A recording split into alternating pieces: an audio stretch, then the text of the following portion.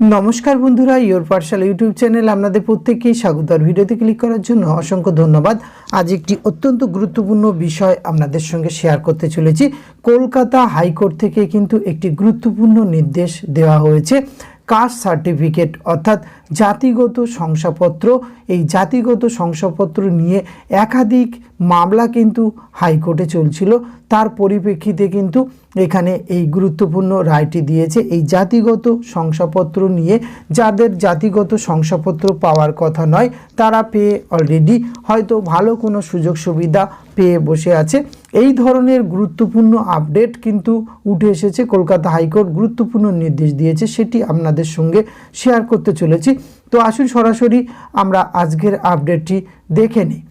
ভুয়ো কাস্ট সার্টিফিকেটধারীদের মাথায় হাত, আদালতের কড়া নির্দেশে বিপদে পড়বেন বহু। অভিযোগ সামনে এসেছে আগেই, এবার সমস্ত জাতিগত শংসাপত্র জেলা শাসকদের যাচাই করার নির্দেশ দিল কলকাতা হাইকোর্ট।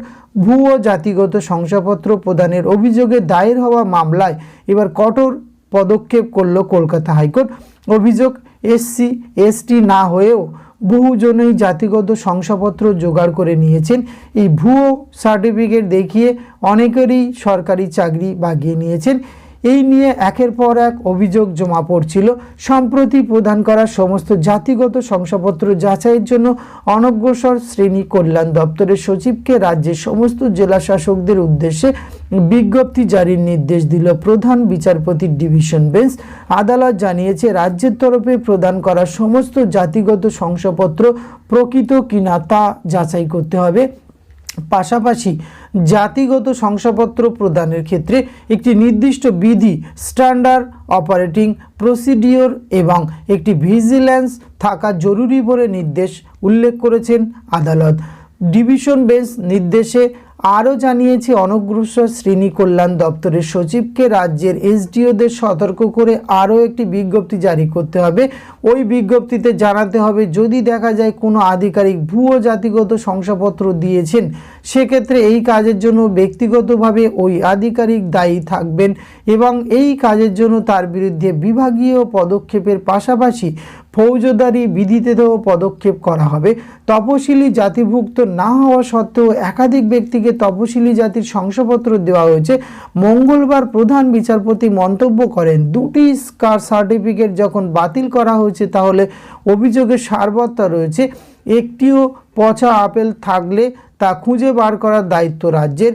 একটি ভুয়ো শংসাপত্র গোটা সিস্টেমকেই নষ্ট করে দিতে পারে। এরপরেই ওই বিজ্ঞপ্তি মোতাবেক উচ্চ আদালতের নির্দেশ কার্যকর করার রিপোর্টও দিতে বলেছে ডিভিশন বেঞ্চ। নবান্ন সূত্রে খবর, শুধু তপশিলি জাতিভুক্ত নয়, 25,000-এর বেশি ভুয়ো জাতিগত শংসাপত্র বন্টন করা হয়েছে। যোগ্য প্রাপক না হয়েও শংসাপত্র বাগিয়ে নিয়েছে বহু লোক। এত বিপুল সংখ্যক ভুয়ো শংসাপত্র ইস্যুর পিছনে সংগঠিত চক্রান্ত রয়েছে বলেই মত নবান্নে। জানা গেছে, 25,000 ভুয়ো শংসাপত্র প্রাপকদের মধ্যে মাহাতো বা মাহাতা পদবীর প্রায় 5,500 জন রয়েছে। তাদের জন্য ইস্যু করা হয়েছে তপশিলি জাতির এসটি শংসাপত্র। এই গুরুত্বপূর্ণ অবজারভেশন কিন্তু কলকাতা হাইকোর্ট থেকে উঠে এসেছে বা কলকাতা হাইকোর্ট এই নির্দেশ দিয়েছে। পরবর্তী ক্ষেত্রে হয়তো যে সমস্ত যারা বিভিন্ন কাস্টে বিলং করছেন, তাদের এই সমস্ত যে কাস্ট সার্টিফিকেটগুলি হয়ে গেছে, সেগুলি আরেকবার হয়তো ভেরিফিকেশান হলেও হতে পারে। সেটি এসডিও অফিস থেকে নোটিফিকেশান দিয়ে জানানো হবে। তো এই ধরনের আরও গুরুত্বপূর্ণ আপডেট যদি চলে আসে, অবশ্যই আপনারা যদি সবার আগে পেতে চান, তবে এখনই চ্যানেলটিকে সাবস্ক্রাইব করে রাখুন। ধন্যবাদ, প্রত্যেকে ভালো থাকবেন।